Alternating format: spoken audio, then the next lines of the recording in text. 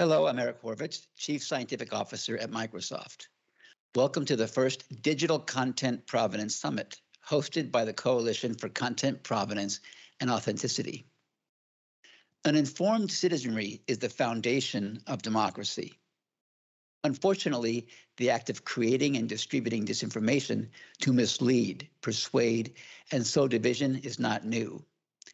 But over the last 5 years, advances in machine learning and graphics have led to the general availability of surprisingly powerful tools for modifying and synthesizing digital content.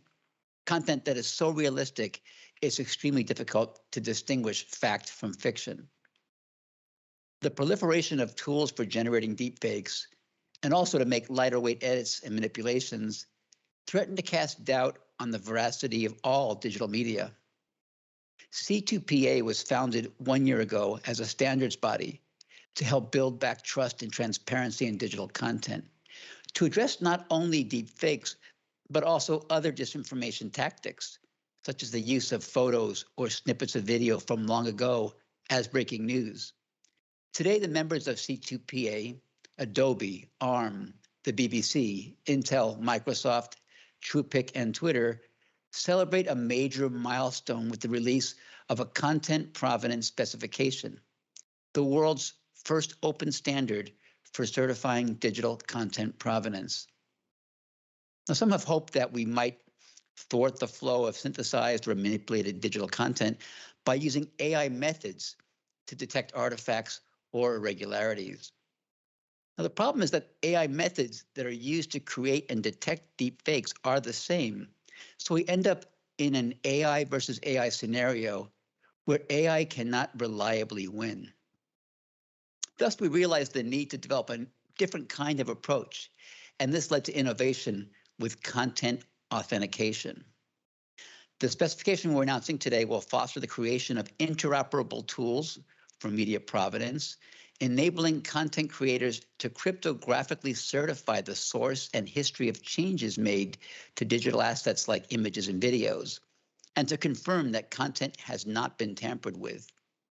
The methods work by immutably embedding information about the media and its source and history as metadata that travels along with the digital content. Now, these methods will not solve the deepfake and broader disinformation threats on their own. It's going to take a multi-pronged approach, including education aimed at media literacy, awareness, and vigilance, investments in quality journalism with trusted reporters on the ground, locally, nationally, and internationally, and new kinds of regulations that penalize malevolent actors who generate or manipulate digital content with an aim to deceive. However, I see today's announcement and the technologies that will flow from it as a significant step forward in injecting a new layer of resilience and trust into the digital content that we see. Now, none of this would be possible without the cooperation and productivity of the multi-party C2PA standards body, which initially brought together top talent from two complementary projects, the Content Authenticity Initiative and Project Origin, and then expanded to include additional stakeholders, including hardware manufacturers, broadcasters, news agencies, and providers of software and services.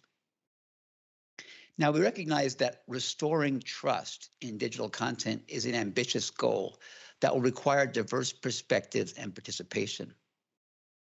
We're encouraged to see industry, nonprofit organizations, research institutions, and governments embracing the content provenance approach. In the United States, I was excited to see the bipartisan introduction by Senators Portman and Peters of a bill on digital content provenance. The National Security Commission on AI, a panel that I served on, examined and reported on ways that U.S. government agencies and the nation more broadly could leverage digital media and provenance about the media to mitigate the rising challenge of synthetic media. And in Europe, several national and EU initiatives have been launched around introducing digital content provenance into legislation.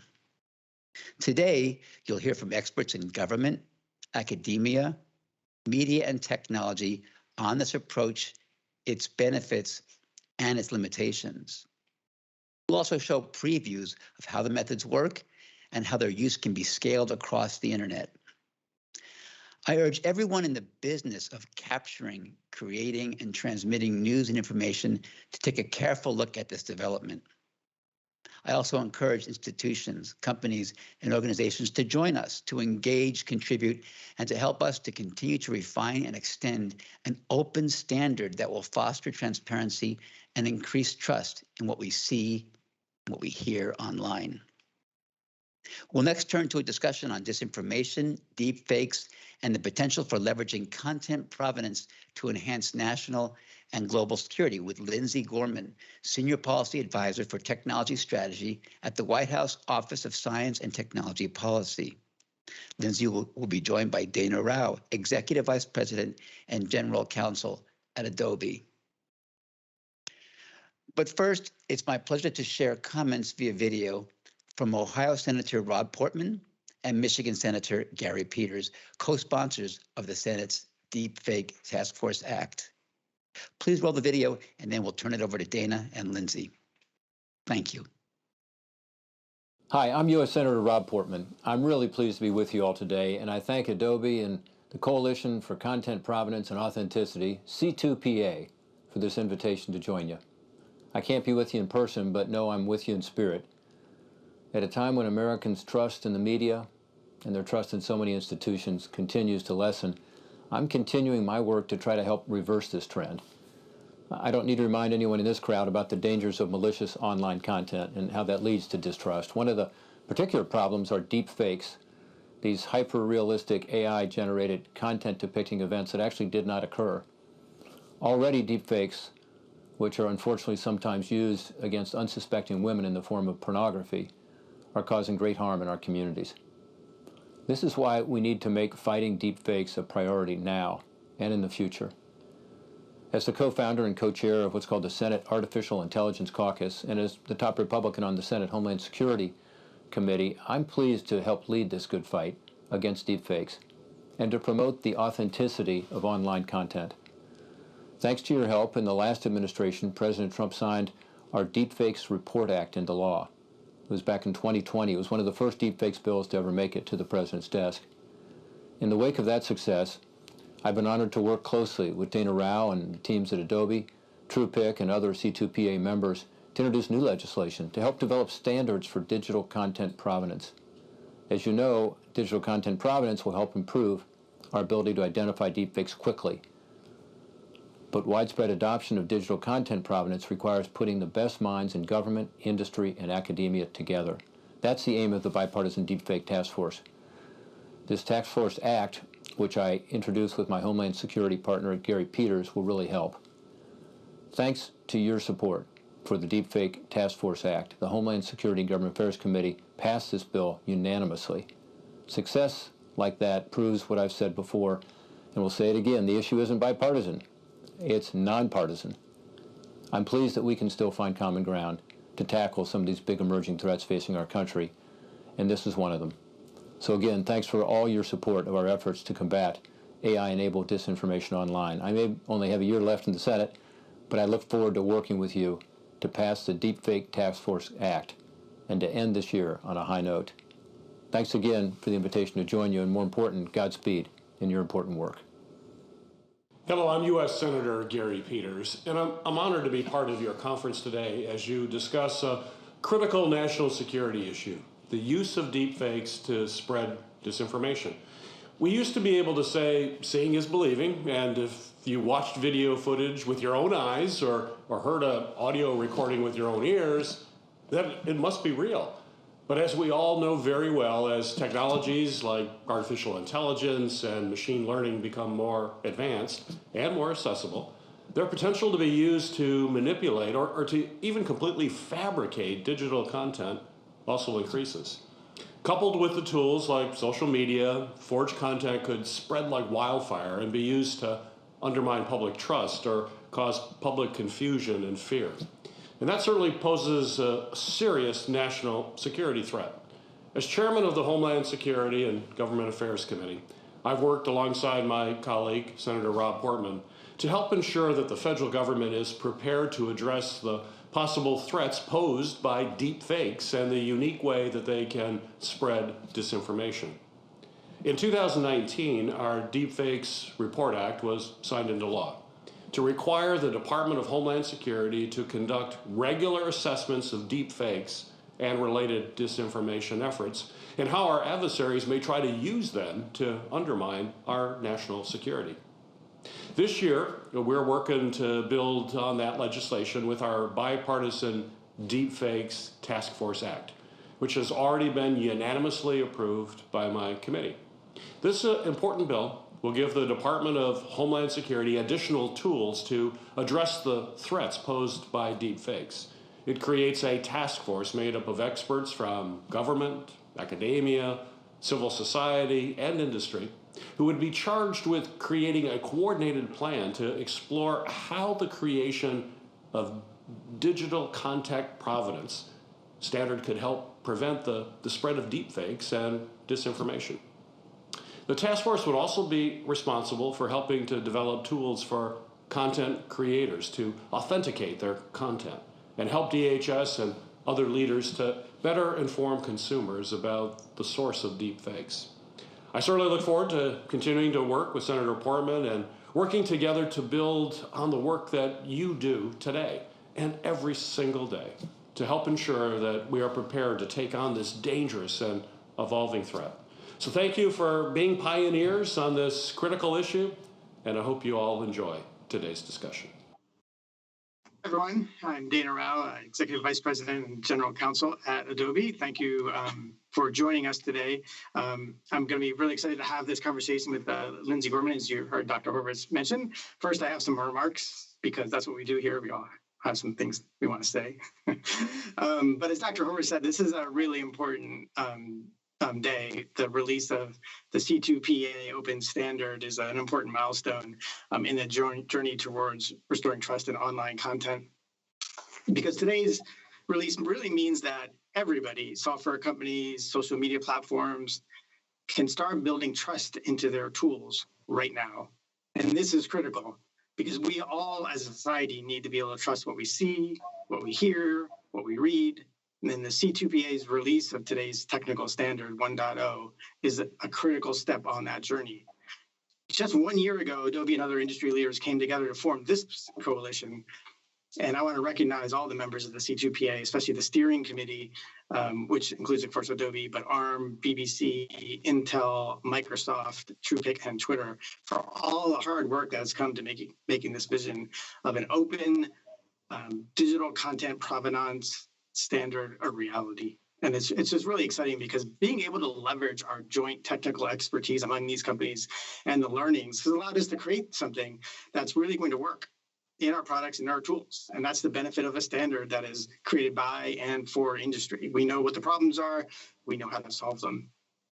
And 3 years ago, we created the Content Authenticity Initiative, Adobe, Twitter, and the New York Times. And that was sort of a forerunner of part of the work that's in the C2PA. And that was to have provenance technology adopted into our products and solutions. And that's in Adobe's products today, like Photoshop and our social media platform, Behance, and our stock photography service, Adobe Stock. So that technology is already out there and in the CAI form. And CAI is a C2PA compliant version of provenance technology. And it's great. It's exciting to have an actual implementation of the standard already out in the industry. But we're going further than that because it is critical that this technology proliferate. And that's why we're also creating an open source version of that is C2PA compliant of our content authenticity technology. So anyone can easily build the C2PA standard into their tools and technologies, whether or not you have the resources of a big tech company like Adobe does, or you're a small outfit, you're going to be able to do that because we're going to provide an open source implementation of this. And because it's open, this is free for everyone, because this is a problem we're all getting together to try and solve for the benefit of everyone, because this is a critical problem, right? As you're going to hear us talk about, and you heard, right? In this era of misinformation, the premise of providing authenticity in their content is more important than ever. We have to give people the tools they need to decide who and what to trust. Allowing creators to prove what's true instead of being caught in an endless game of cat and mouse trying to guess what's not is the right strategy. And that's what CAI and C2PA do. And we want to put the decisions in the hands of the people to decide what's true or not, because nobody wants tech companies or governments being the arbiters of truth around the world. But there is a critical role for governments to play. And that's why we've been working with Senators Peters and Portman on the Deepfake Task Force Act. And I'm very excited to be joined today by Lindsay Gorman, Senior Policy Advisor for Technology Strategy at the White House Office of Science and Technology Policy. OSTP, as everyone knows it by, much easier to say. Lindsay's a physicist and computer scientist by training, spent over a decade at the intersection of technology development and national security policy, specializing in building a democratic approach to emerging technologies such as AI and machine learning. So Lindsay, thank you for being here today, and I'm excited to hear your perspective on digital content provenance and more generally from your perspective, the issues of mis and disinformation. So thank you. Thank you so much, Dan. We're wanting to kick it off with a question about the Summit for Democracy, which you helped drive. So you organized a really interesting discussion on innovation as part of that Summit on Democracy and Content Authenticity Initiative, and the C2PA was actually part of that conference in terms of having a demo and showing people what's possible with technology. When you think back on that Summit for Democracy, what role do you see provenance playing in supporting democratic values and restoring trust in content online? Thank you, Dana, and to Adobe and to the members of the Coalition for Content Provenance and Authenticity for inviting me to the launch of this important standard, an open standard, I might add, and also for the contributions of the Content Authenticity Initiative to the Biden administration's work to advance technology for democracy in the context of the Summit for Democracy. Last month, as you pointed out, the administration convened 100 governments worldwide to re-entrench our commitment to democracy, and one of the key pillars of the landmark Presidential Initiative for Democratic Renewal was advancing technology for democracy. In the face of significant challenges and also opportunities, this administration is committed to fostering a technological ecosystem that promotes transparency and accountability and that reflects our democratic values. Reflecting on the session that you mentioned on democracy-affirming technology, where we were grateful for the Content Authenticity Initiative's participation, our aim is to make and use technology and innovation to support democratic values. And reflecting back on sort of how we got to this point and where we are today, I think in the early internet era, there was a somewhat naive belief that new technologies would be inherently democracy affirming, inherently democratizing or liberalizing, that they would automatically support democracy over autocracy as a form of governance and a system of values. Today, we know that technologies like artificial intelligence, social media, and even the internet itself are being exploited to repress, divide, and discriminate against people. And authoritarian actors are weaponizing them to advance their objectives and to advance autocracy. As the director of the White House Office of Science and Technology Policy, Eric Landers, said at that session, our task is to forge a better path. And so one initiative we've launched is a series of international grand challenges on democracy-affirming technologies. And so what are these technologies? These are technologies that can be used to affirm democratic values, that is, offer the opportunity, the potential to be used by democracies to support democratic values of privacy, equity, equal opportunity, fairness, free expression, truth and transparency, accountability, inclusion, openness, respect for the rule of law, and respect for human rights. And our aim is to give democracies, not autocracies, a competitive advantage in this new technological landscape.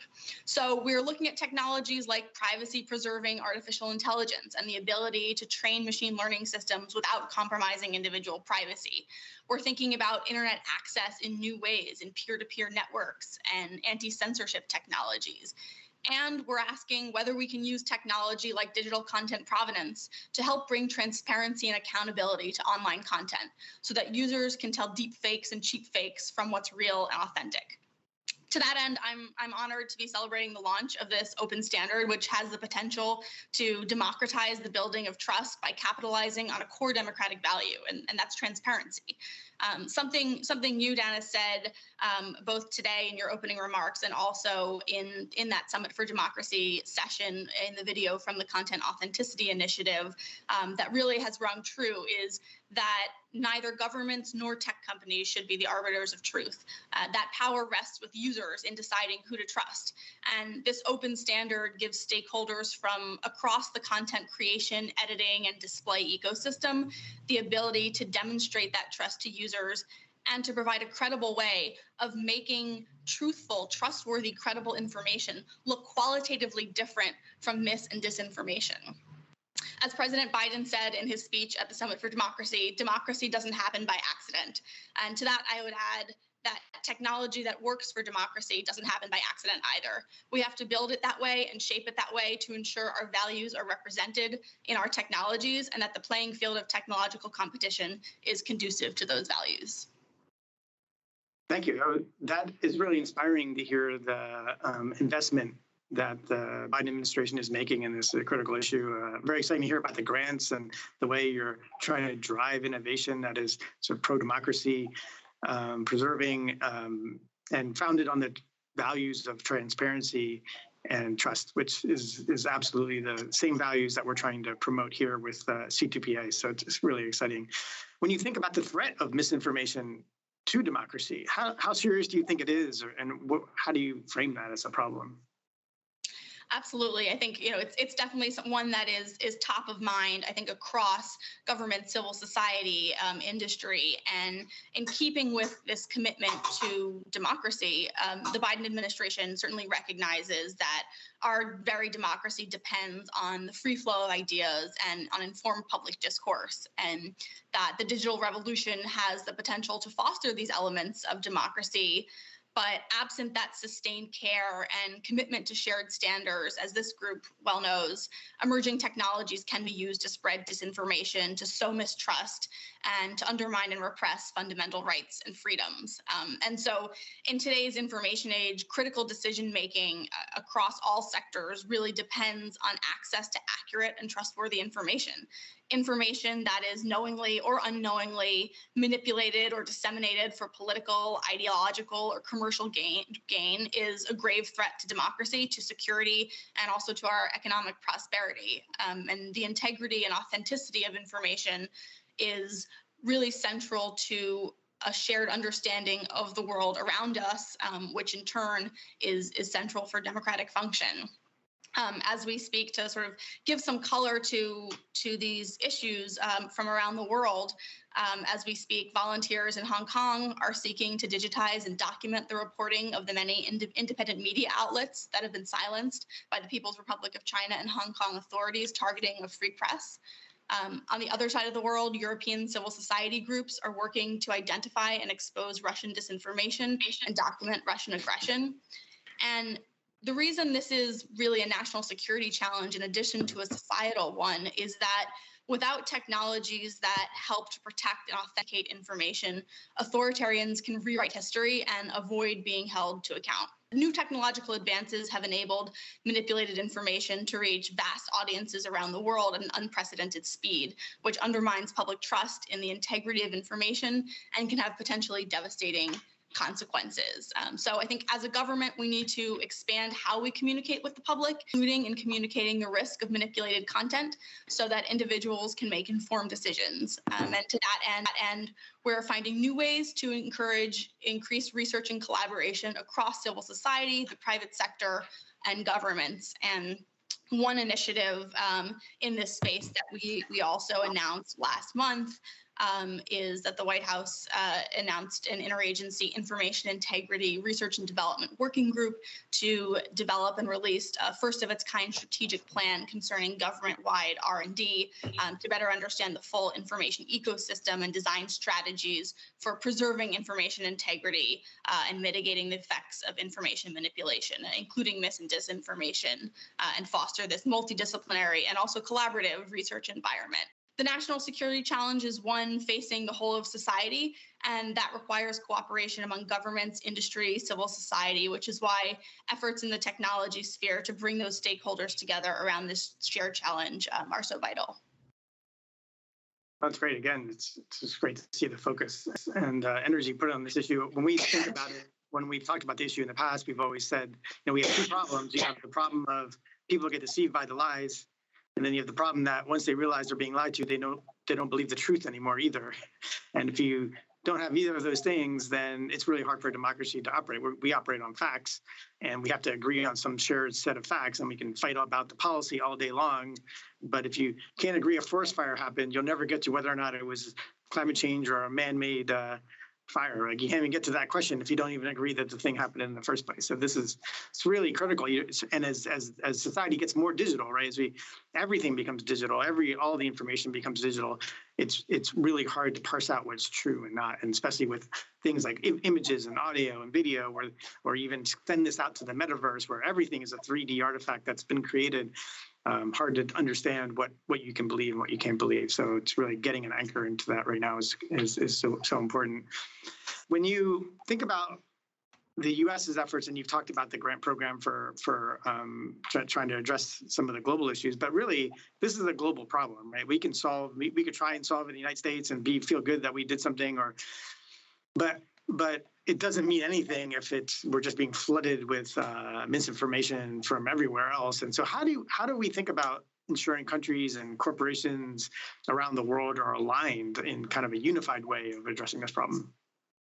Yeah, Dana, it's a great question. And in addition to not being able to sort of solve it in one place alone, I think it's also a challenge that many countries and governments, industry, civil society actors around the world are facing together and at the same time, and is really one that benefits from lessons learned and sharing information across those actors, because many of the challenges that we're facing are really similar to those that our democratic partners are facing. And so we've done a little bit of work over the past year to really beef up our technology alliances and technology coalitions with our like-minded partners around this issue and others in the broader suite of technology competition and making technology work for democracy through initiatives like the US-EU Trade and Technology Council in Europe, where we're partnering with the European Commission on a whole host of trade and technology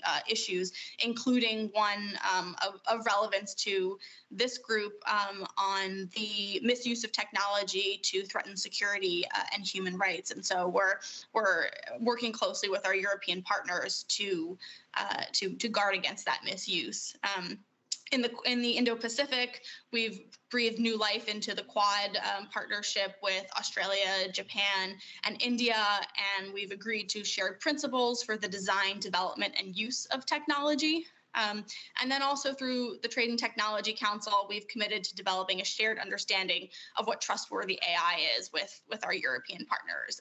And so that work is underway, recognizing that we certainly in the US government do not have all the answers by any means, and perhaps not even in the US, which is not to give any short shrift to the excellent work that our colleagues at DARPA, and Matt Turek, who's going to be on the panel following this conversation, are doing, but really that this needs to be a global and collaborative effort. And sort of taking that to the next step at the Summit for Democracy and this year of action that we have coming out of that summit, we are undertaking aims to bring in that really global view, and speaking from the perspective of what technology and innovation can bring to bear on this question. One initiative as part of our Grant Challenge series that we're really excited about is the Global Entrepreneurship Challenge, led out of the State Department and U.S. Embassy Madrid in partnership with a Spanish university, where our goal is really to spur innovation globally in technologies to advantage democratic values, like those designed to counter misinformation and disinformation through a set of regional startup and scale-up competitions in countries spanning the democratic world, recognizing this is not just a problem unique to the developed world, but really has a global footprint. And I would say we also recognize that technology is but one aspect of the solution, and that guardrails and norms around technologies, as well as work on the broader information ecosystem, such as support for public interest media, must also be a part of the solution. And so last month, we announced a commitment to a new international fund for public interest media, and the U.S. Agency for International Development is launching a media viability accelerator to improve the financial stability of independent media outlets in both underdeveloped and more developed media markets. So there is really no one size fits all here, I think, as many of you know, but our view is that innovation also has a very important role to play in this ecosystem, both within our domestic context, but also internationally.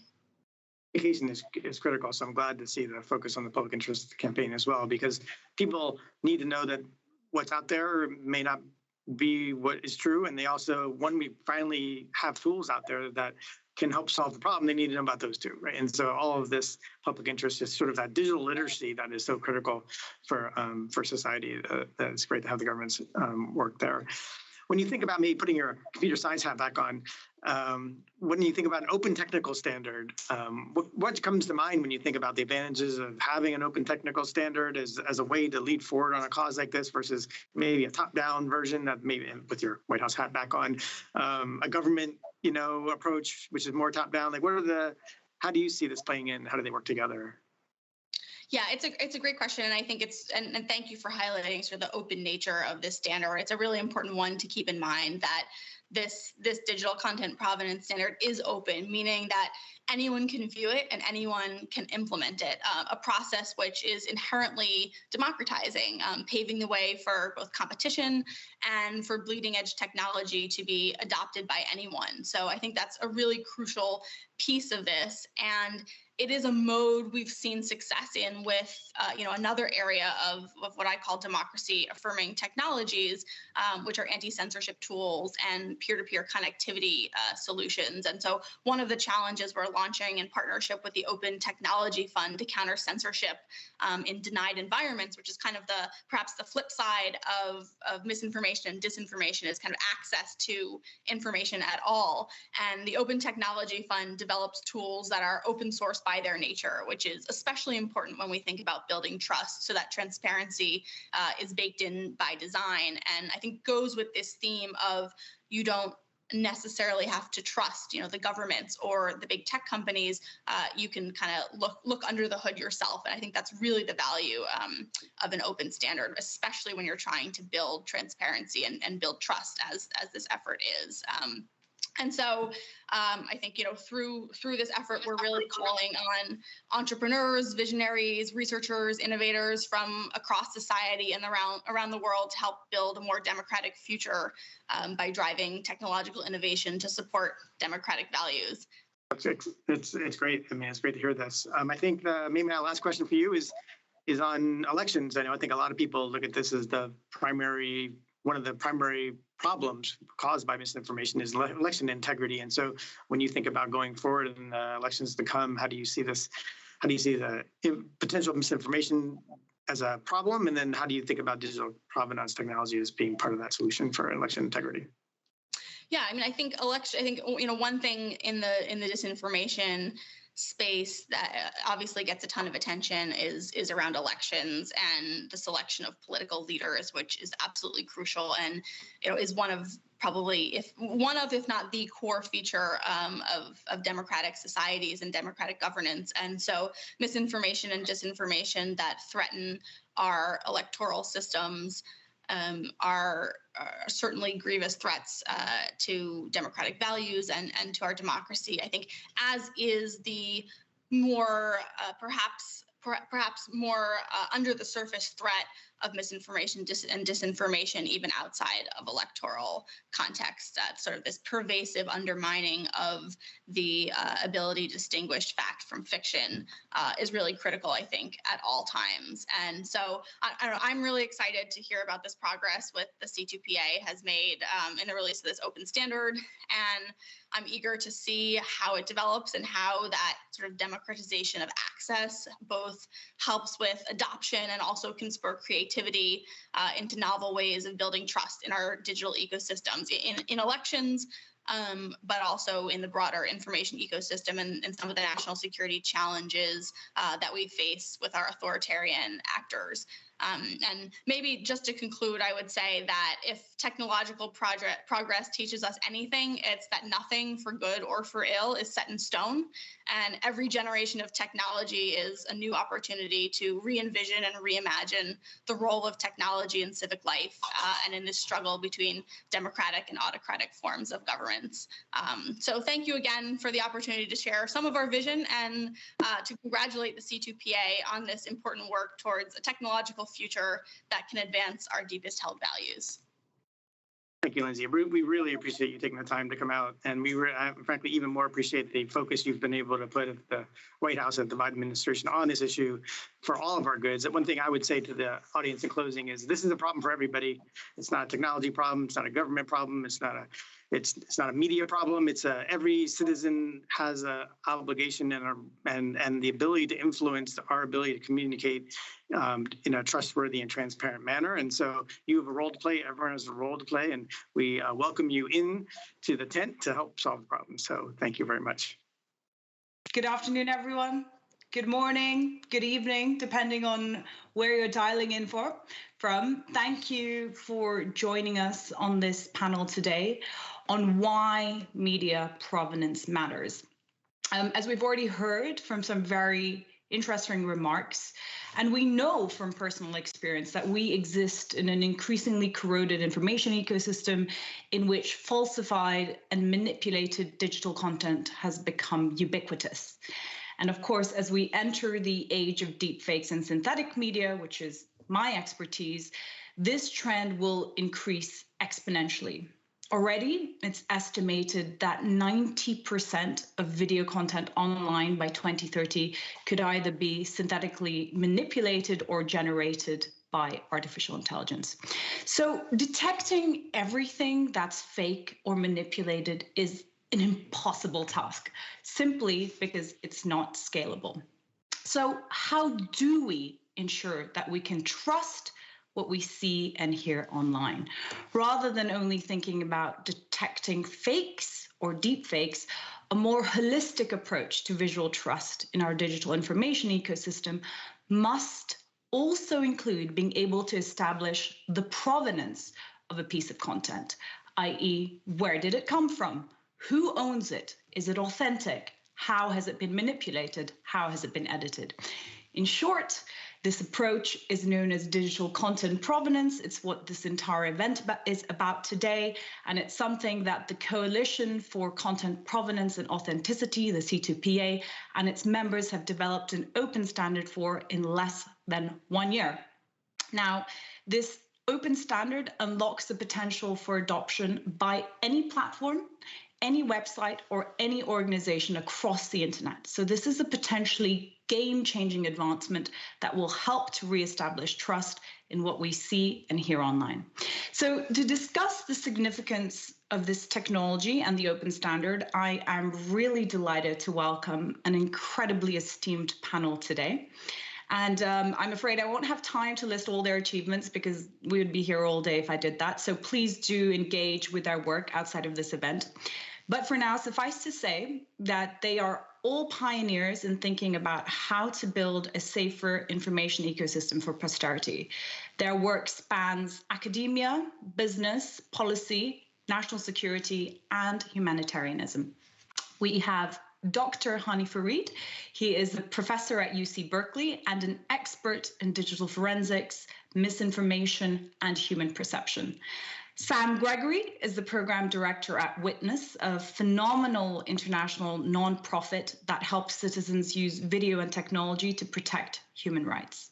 Todd O'Boyle is the senior manager of public policy at Twitter, where he's in charge of election security. And last but by no means least, Dr. Matthew Turek, the program director at DARPA's Information Innovation Office, which is the R&D vehicle for US national security. So welcome to you all. But perhaps we could really just start by identifying the scale of the problem here, just going back to first principles. Why is it that we need media provenance? And I'll start with you, Matt. At DARPA, I know you've been leading an incredibly innovative work stream looking at how to track and identify manipulated and synthesized content in real time. Just to set the scene, could you give us an overview of how you see the evolution of manipulated and synthesized or deepfake content progressing in the next few years? Sure. I mean, we've already seen a really rapid pace of change already. There's nothing to indicate that that's going to change, right? So, the first, some of the machine learning based approaches for generating fully synthetic faces are, really 5, 6, 7 years old. And we've seen dramatic improvement in the quality and the characteristics that are embedded in those sorts of faces. We've seen similar progression in video technology. We're starting to see it now in text, right? These large scale language models have the ability to generate compelling paragraphs, narratives, stories.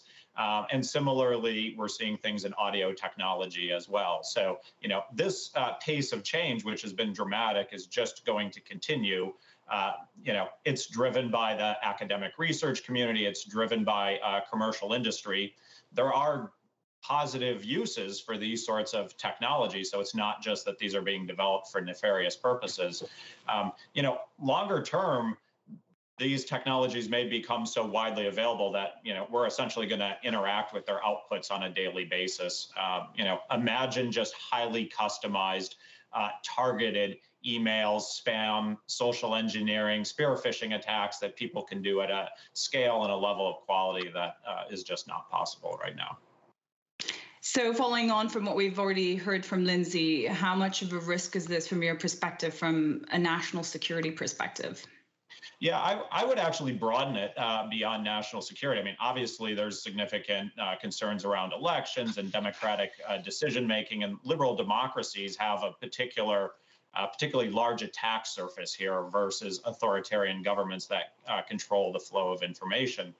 But it's also commercial industry. Think about insurance companies. Mm-hmm. Think about banking and financial enterprises. Think about our trust in the scientific process, right? We've seen what happens when that's eroded in the context of COVID and the challenges around that. So it's not just national security. It's really the erosion of our trust in information writ large that's at stake. Absolutely.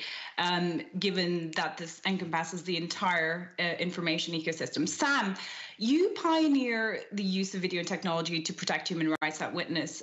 So further to Matt's remarks, could you also give us a view of what you think is really on the line here for humanity? And specifically, could you comment on the liar's dividend and how the proliferation of manipulated or synthetic media disproportionately affects marginalized community or at-risk communities? Thank you, Nina. And so in our work at Witness, we deal with and support the people who are on the front lines of asserting truth and then also challenging falsehoods. So you see journalists worldwide, and we can see it in war zones like Myanmar now, or confronting police violence in Nigeria, having to create trustworthy information and having to challenge their own information being manipulated or misinformation being shared that targets them or their communities. So we have this triple threat that impacts the most vulnerable truth tellers in our societies.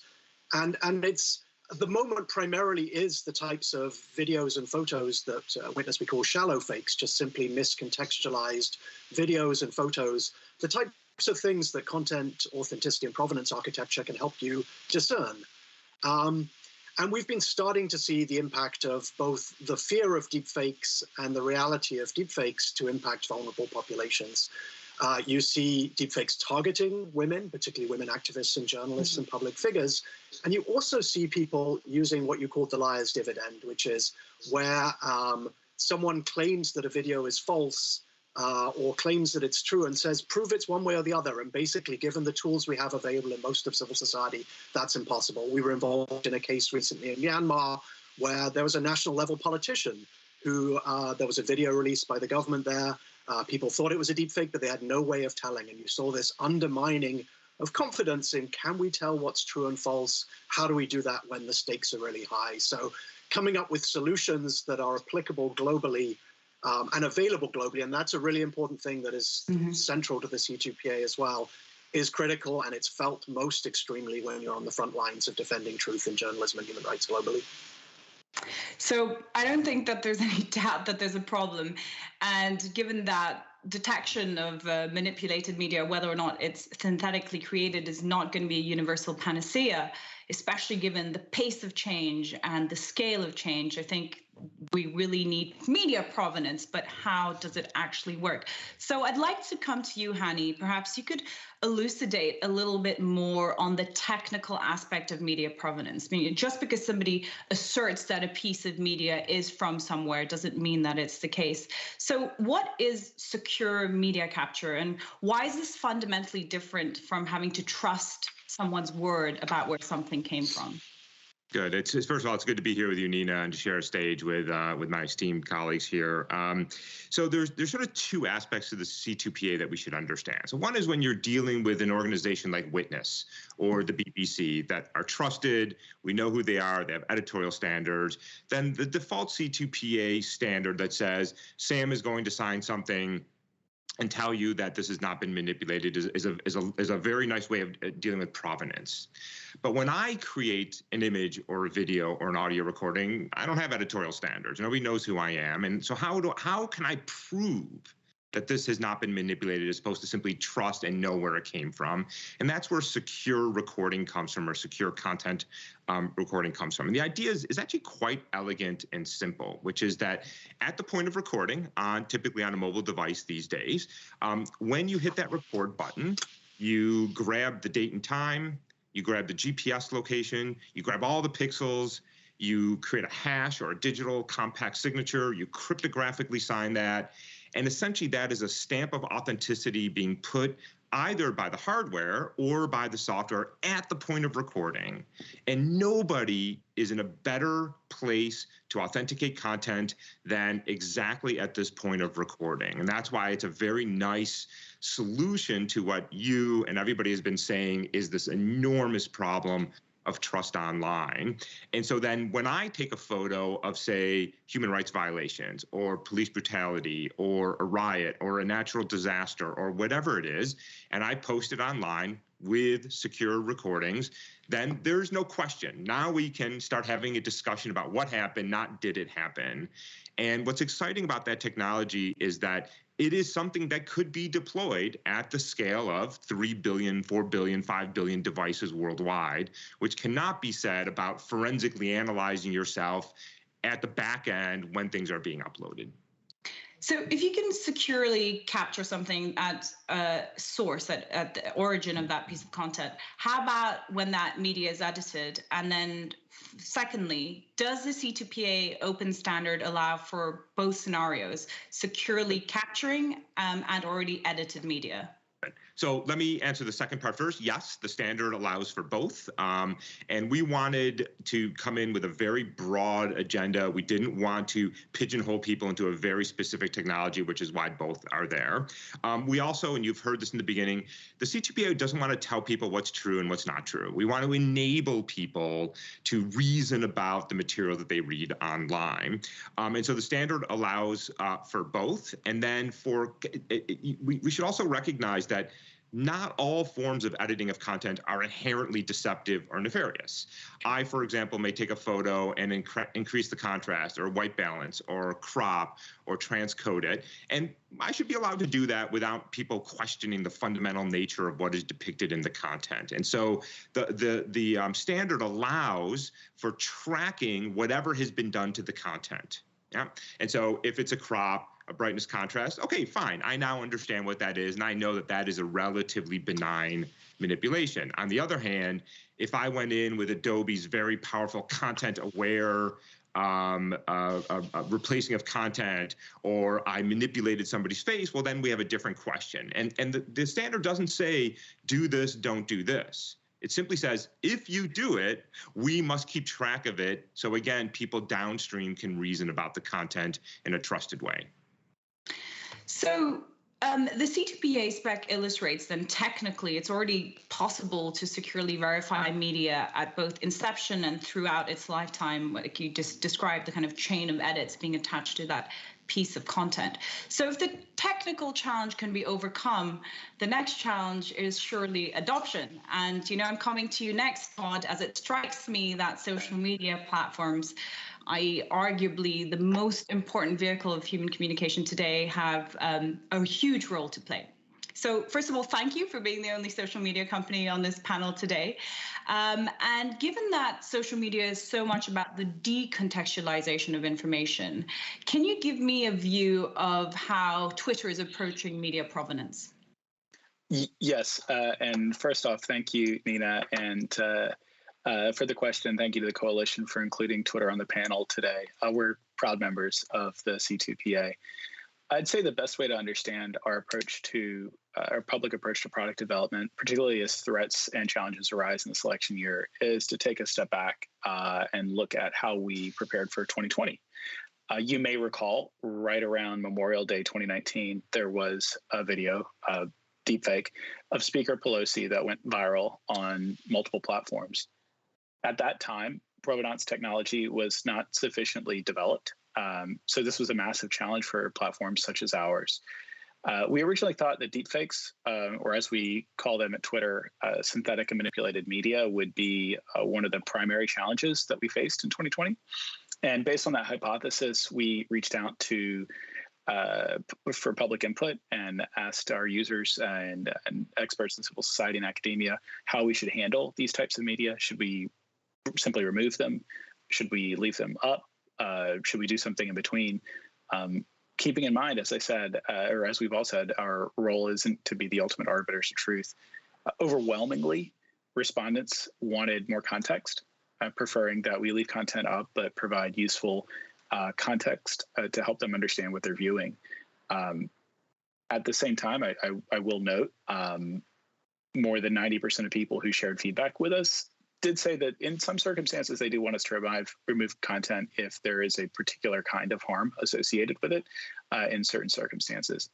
But moving forward to March 2020, when the pandemic struck, we made a decision as a company to expand our existing product framework to support the labeling and providing of context on tweets that may contain misleading information about COVID. Later in 2020, we expanded that yet again to help stop the spread of harmful misinformation that could suppress the vote or compromise the integrity of the election.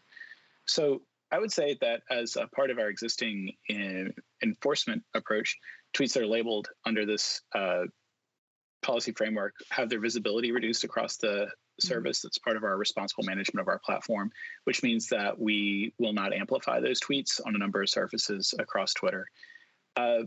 I am glad to say that we've seen evidence that our approach to misinformation is working. The use of labels and warnings has significantly reduced engagement with misleading content on our platform. We will continue to experiment, iterate, and build in public on that existing infrastructure to address the challenges and threats as they arise, both domestically and across the globe. So, go ahead. So do you see a future then, a near future where users will scroll through social media and they'll find that all the media that they're engaging with will have known provenance information and edits attached? Well, the exciting thing about today is that now that we have a 1.0 spec, we can take a good close look at whether and how it can help us elevate the public conversation online at Twitter. And our partners in industry can do the same thing and evaluate whether and how to integrate this technology. Thank you. So I'd just like to move on perhaps to kind of the utility of this open standard, because this is obviously opt-in by nature, but in my view, it will cascade because of its sheer utility. So I'd like to ask each member of my panel how they see media provenance working in their own respective fields. So perhaps coming to you first, Matt. We know that your work at DARPA was designed to tackle falsified multimodal assets, so detection. But what gaps does provenance fill in your work in a national security context? Yeah, I mean, I think these are complementary technologies, really. I mean, one of the challenges with the provenance approach is you're not going to necessarily get bad actors to adopt them. But as they become more commonly used, what it's going to do is surface those bad actors. They're going to be easier to find because they're going to be the folks that are perhaps avoiding using the content authenticity approaches. So, I think there are a suite of areas, in the short-term journalism community, some of the financial, other aspects of the business community have a real pressing need for these sorts of technologies. So, again, that gets after the complementary nature. I really appreciate the fact that the spec is open source. That enables us to collaborate. There are hybrid approaches where we can combine some of the detection technology along with provenance to deal with cases where, maybe media traversed a platform that didn't actually implement the spec yet. Is there something we can do to span that sort of gap? So by having the standard be open, that allows us to have that sort of collaboration. I think it's also just fundamentally important for a spec that relates to the integrity of information to allow people to inspect it, to understand how it's implemented, things like that. So that level of transparency for certain users and certain consumers is going to be really important. So again, happy to see that there's an open source version of the spec. Brilliant. Sam, perhaps you could comment a little bit on Witness's work with the C2PA and what you're doing to ensure that this technology and open standard remains accessible to the most vulnerable and marginalized communities. Thank you, Nina. I think Witness came into this after a decade of work trying to think about the pros and cons of coming up with these types of solutions to misinformation and trustworthy information. And so we've led within the C2PA something called the Threats, Harms and Misuses Task Force, which has really tried to proactively say, how could this go wrong and how do we mitigate that? And embedded in the C2PA from the guiding principles upwards, we've seen attention to try and get that right. And so, I think legitimately when people look at these standards, they ask questions like, will this protect the privacy of vulnerable people or people who cannot reveal some data about themselves for either personal reasons or contextual reasons in the countries they live? And so there's been a real effort to try and build a system that allows for options where people can have identities that are not necessarily revealed. Provenance doesn't have to be about the identity of the person. It can be about how a piece of media is changed, as well as to allow certain types of information to be redacted. So very concretely, we have to think in a real world context about particularly privacy and particularly around access. And I think there have been decisions in the design to think about some fairly well-tested existing types of technologies and also to make it open source to enable people to build for a diverse ecosystem globally. So as we look ahead, I think it's really important this attention continues. I think it's been a really powerful component of the C2PA that it has been subject to this scrutiny from the start. And I think that bodes well for the future, that we can build a system that enhances the truth tellers like I was describing at the start, we've all been talking about, but also recognizes that there are the ways in which these technologies can be weaponized against vulnerable people. And so the only final point I would add there, which we're attentive to, is, there's certainly, as you look around the world, a tend to want to legislate around standards.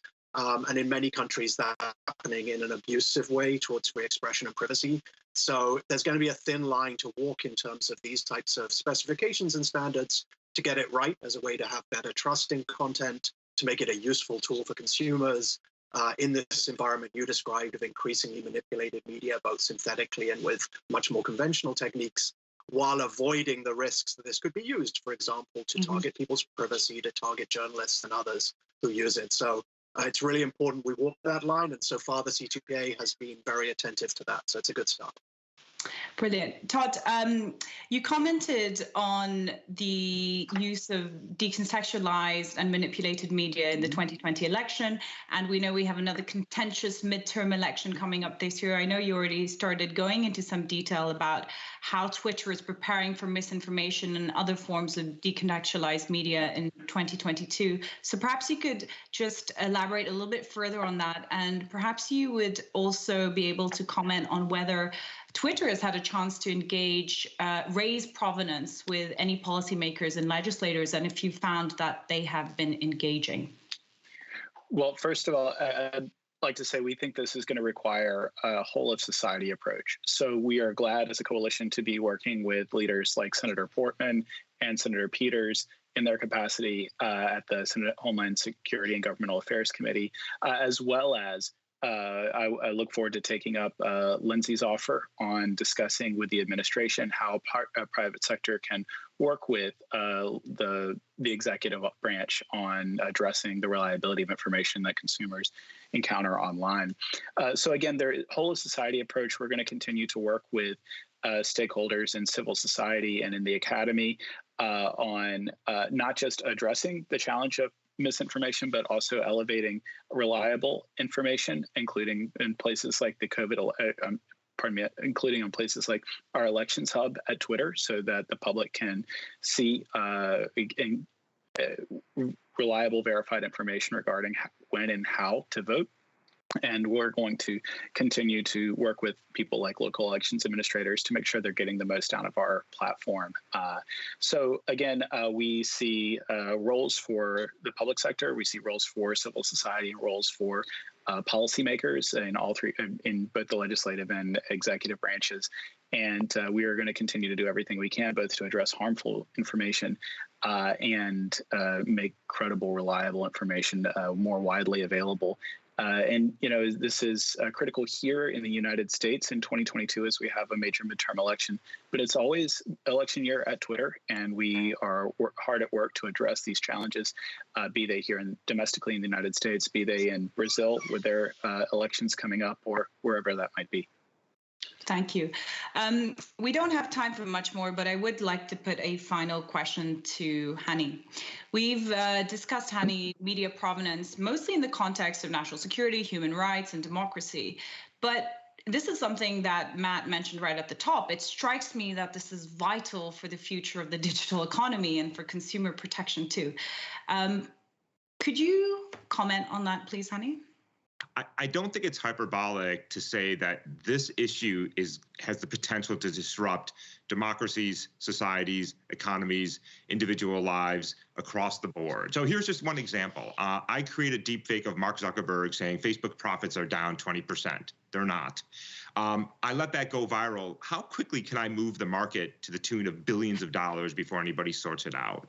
Small scale, Matt already pointed to this, phishing scams, spams, things that are highly targeted to individuals are going to disrupt our economy. Insurance companies, think about all the e-commerce we do and how much we have to trust. Not just the website that we go to, but the content. So these are huge existential threats to economies, societies, and democracies. I think we have been slow to respond in the last decade, but I'm excited about the work that the C2PA is doing, the work that Matt is doing with DARPA with this huge team of academics and researchers around the country. I think there's a lot of work to be done, but this is absolutely the right and necessary first step in that direction. And I know I said it was the last question, but I will ask you one more. Have you also been finding that policymakers and legislators have been engaging with media provenance solutions that you've been building at the C2PA? Good. I'm encouraged both on Capitol Hill, in Brussels, in the UK, and Australia, and Canada, and other parts of the world that I've talked with legislators, that they are aware that there is a problem. We don't all agree on the exact nature of the problem. We don't agree on the exact solutions, but I think there is this awareness that these are big threats to our societies and democracies. There is more, not just awareness, but a real understanding of the nature of the problem and what the solution landscape is looking like. I think there's still a long way to go in terms of thoughtful, modest regulation that does more benefit than harm. We always have to be careful there. But yes, I would say both here and abroad, our regulators are really trying to figure out how we can make the technology and the internet work for us and not against us.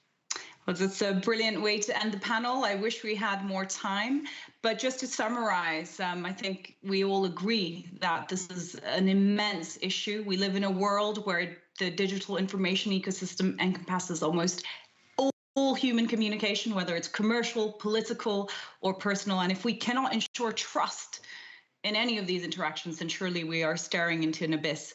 So it's critical that we address and solve this problem, and it's my firm belief that digital content provenance is a huge step forward towards that end. So I'm so pleased that the C2PA and its members have already developed this flexible open standard, which can be used in numerous scenarios, each with different priorities anywhere across the internet. So without further ado, let's get to it. I would now like to invite everyone to watch a demonstration of the C2PA's open standard. Remember, this is only the first iteration, and I'd also like to remind you that there will be a chance to ask questions. So if you already have any other questions, please do type them into the chat. After we watch the video, we will have a chance for Q&A. So over to the team. Let's watch the demo. Some C2PA partners have already created initial implementations of secure media provenance tools. This video will review what the C2PA standard does and see examples of its use in both still photos and video applications.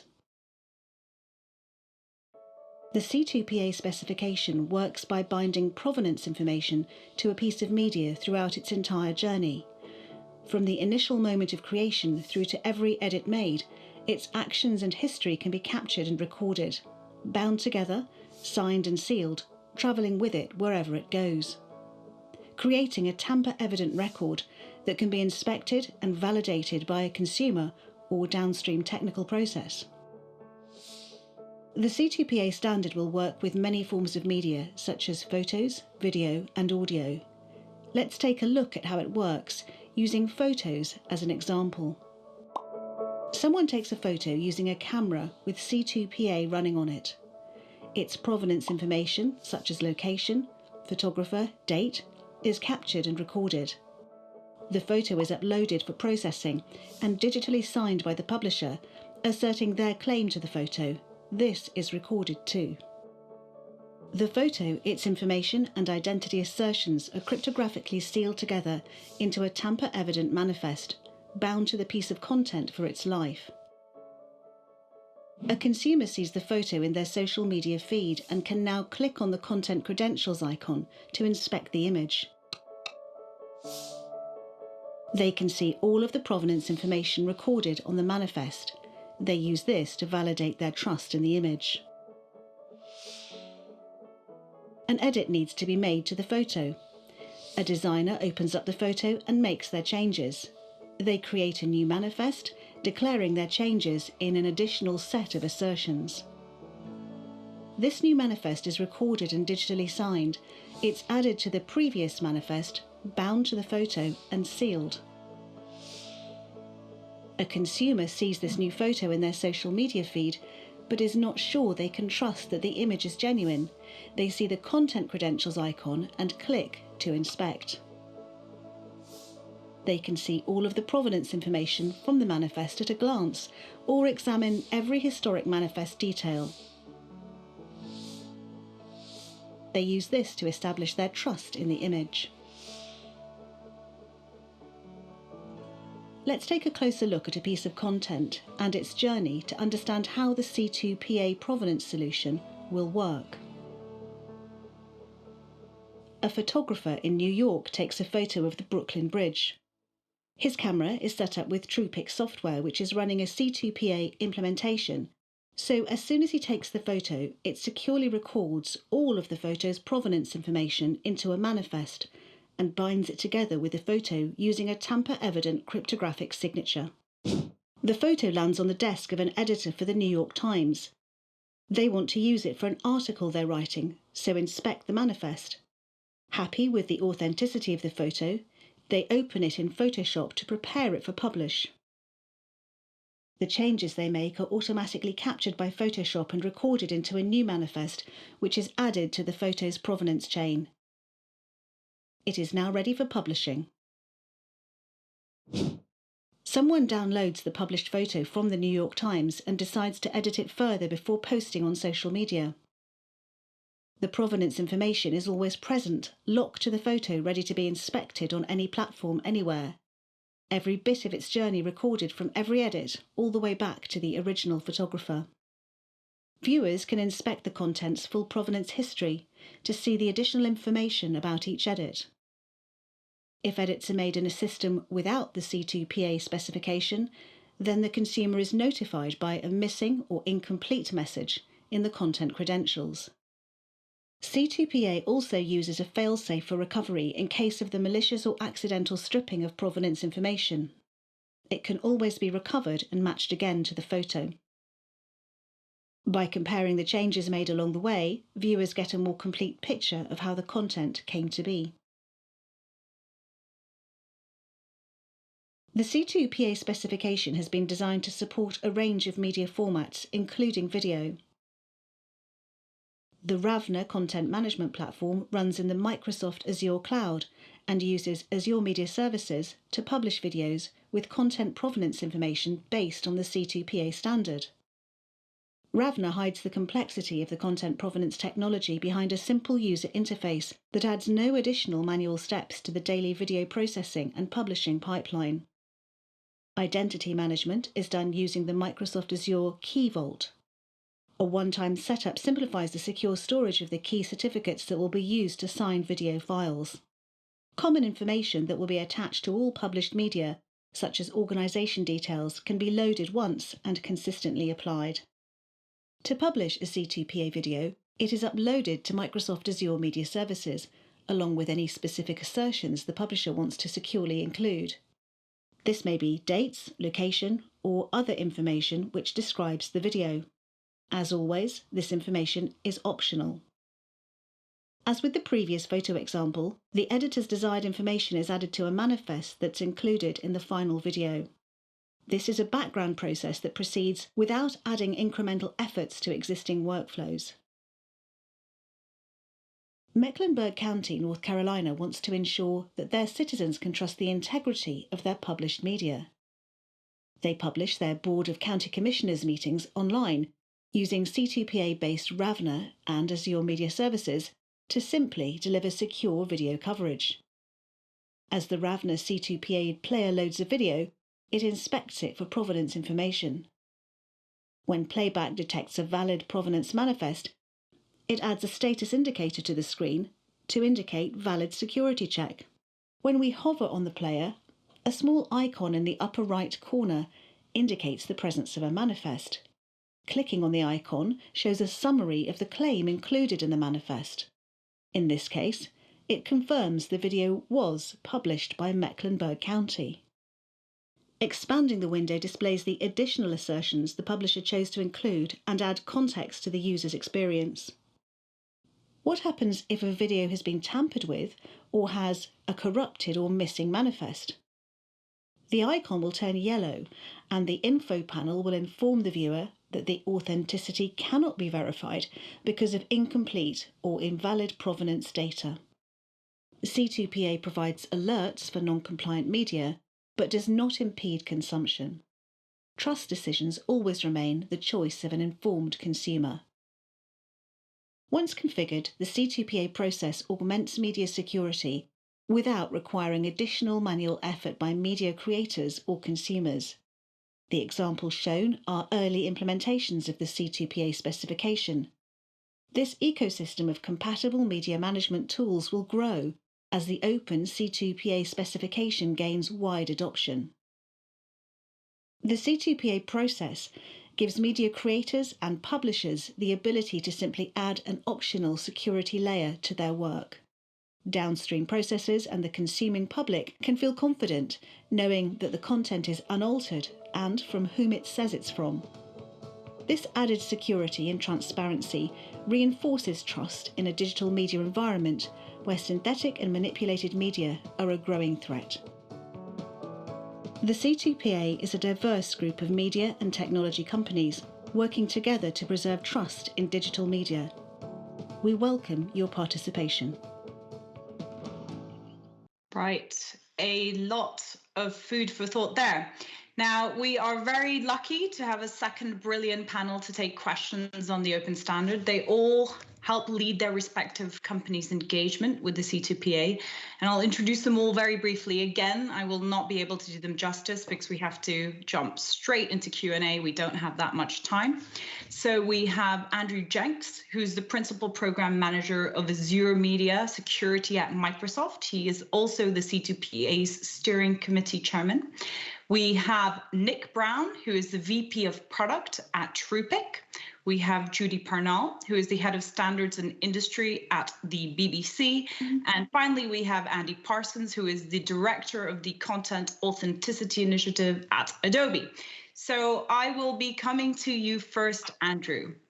How do you plan to block or mitigate the challenge of scammers to portray themselves as a trusted source or some, by pretending to be something like a local authority? I think that's a very fine line we have to walk, right? Because as you've heard many people say throughout today, there's nothing inherently wrong with synthesized content. There's nothing inherently wrong with content and misinformation. What there is something wrong with is not knowing that that content is misinformation and where it came from. And so what we have to make sure we do is allow for broad adoptability of this technology and of this standard while still maintaining things like journalistic integrity. And so C2PA is producing the specifications and standards that allows for media provenance to be broadly interoperable. We're looking to other organizations such as Project Origin and CAI to establish the kind of rules and regulations of the road. How do we think about when provenance is applied and when provenance is not applied to media?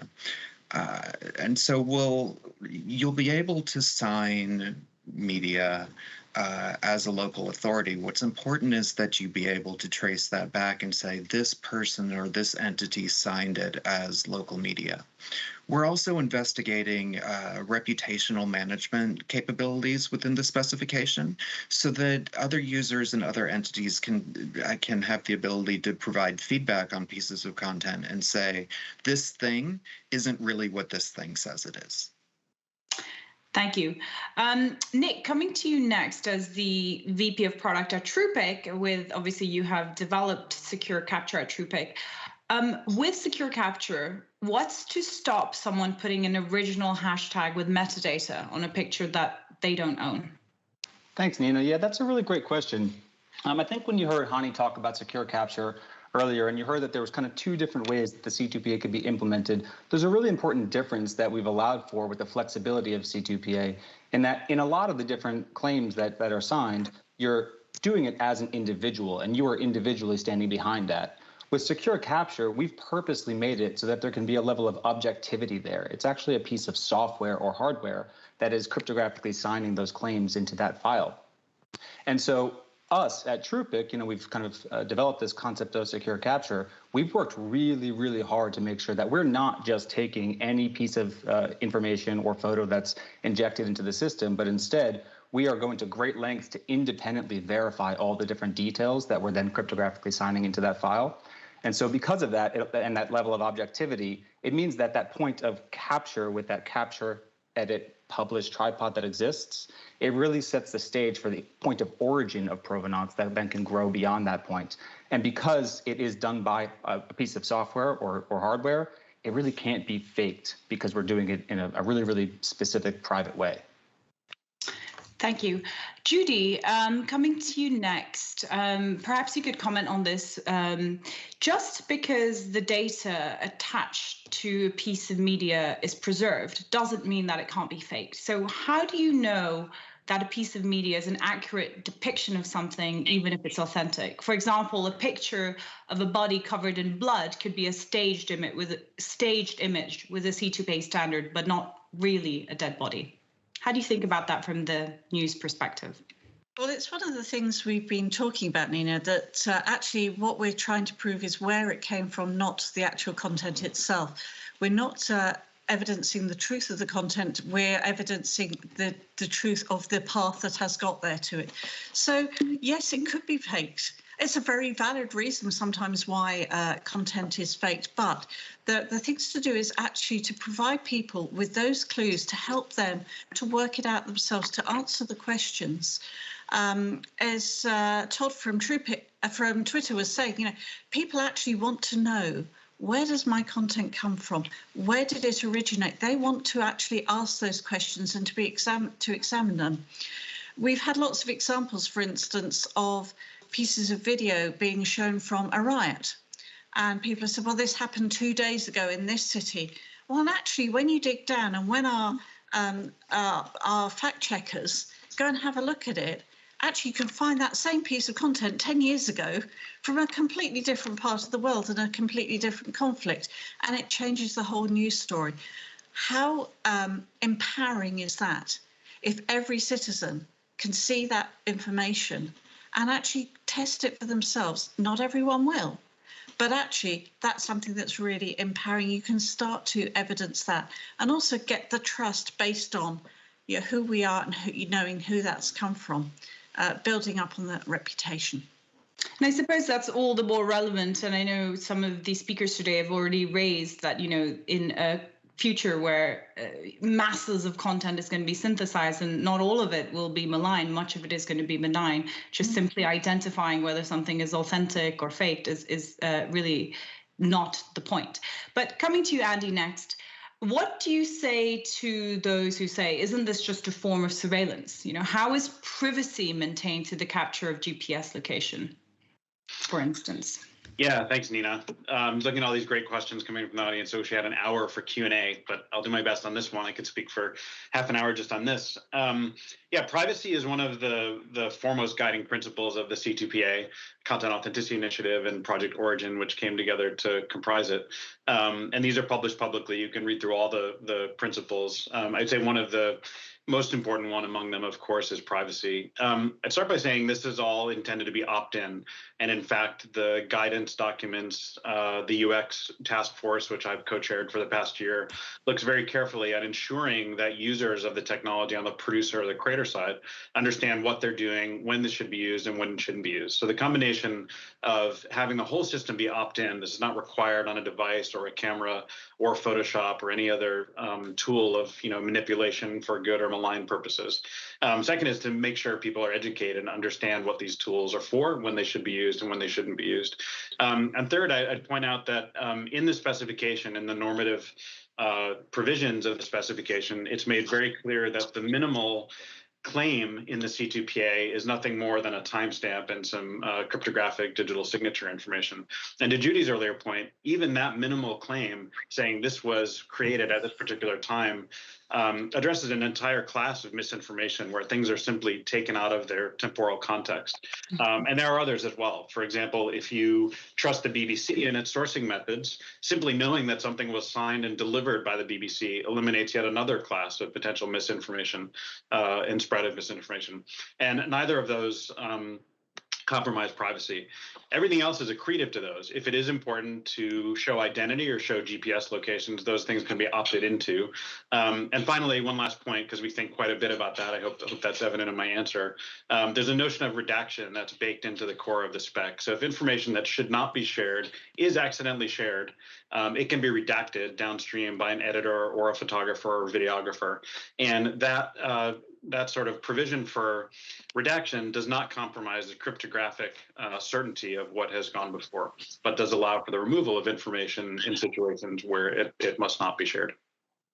And finally, I will add one last question, and this is open to anyone on the panel because I'm afraid we have so little time to hear more from you.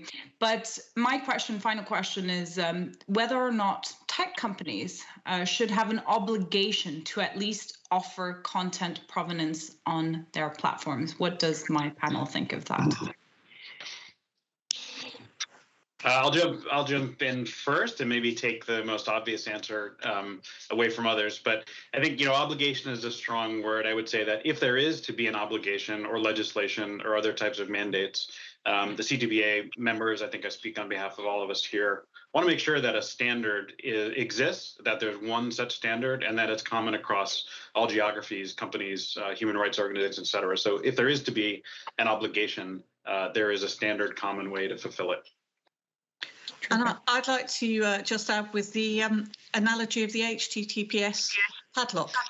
It's not mandated, but it has become almost universal. Everyone knows what it means, and they see it and they trust it, and therefore people use it. And I think that's a fantastic way to go. And like HTTPS, we'll see implementations driven by needs represented by consumers, needs represented by media companies and by others. And as those needs arise and become a chorus of requests for this capability, tech companies will naturally follow, I think, without specific mandates. And I'll chime in and just say that I think that although this standard maybe shouldn't be an obligation, there is an obligation for all companies and all tech companies to protect both themselves and their consumers. And this being a really, really good open standard to kickstart that process to create trust in media across the internet, once again, it really is a good thing for everybody to engage in and take a careful look at, because consumer safety is at risk here, and we do have to preserve it however we can.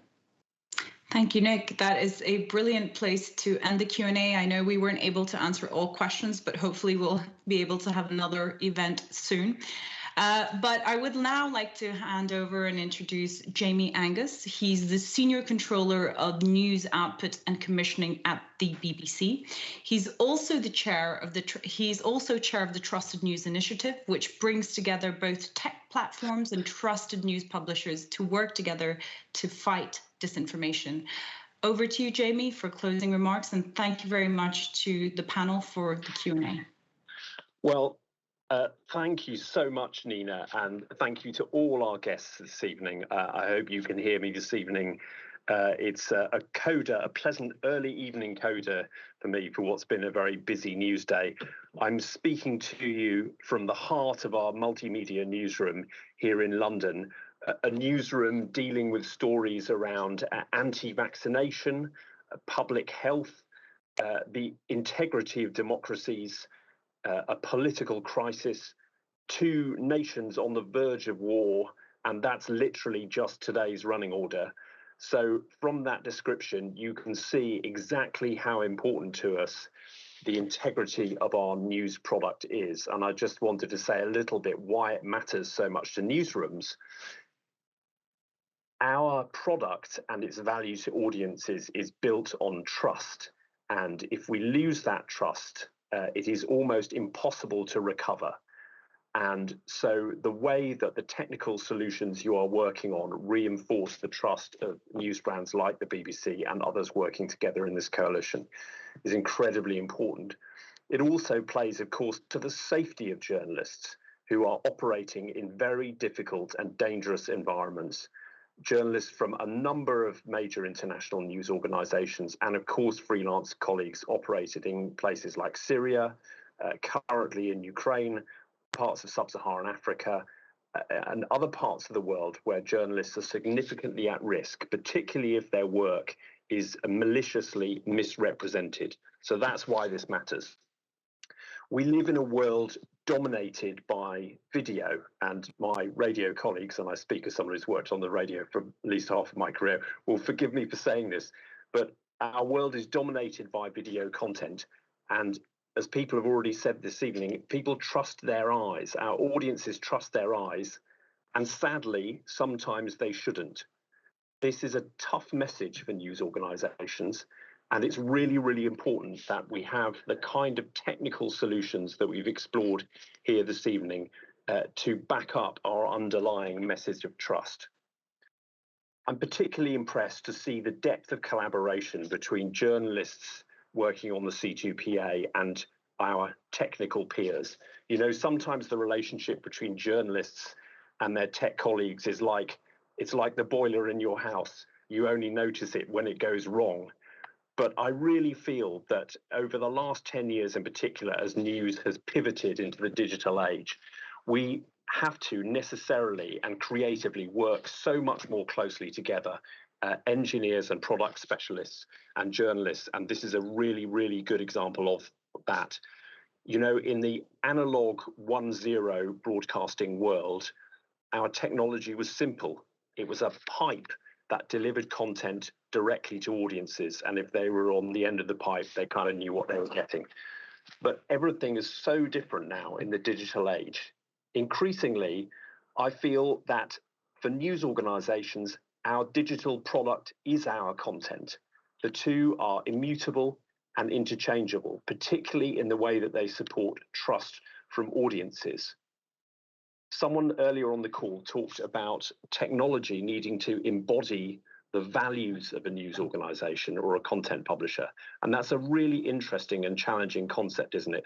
Technology with values is not necessarily what we sometimes think about, but I think the work that's been done here in the C2PA so far and going forward into the years to come will show how a technology product can embody the values that we all feel so strongly about. So in summary, this is a coalition. The clue is in the title. I'd encourage people watching this evening who haven't been involved so far and would like to get involved, please join with us.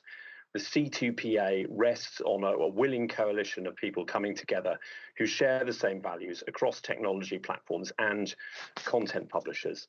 And we're really, really excited to see all of the progress that's going to be made in the years to come.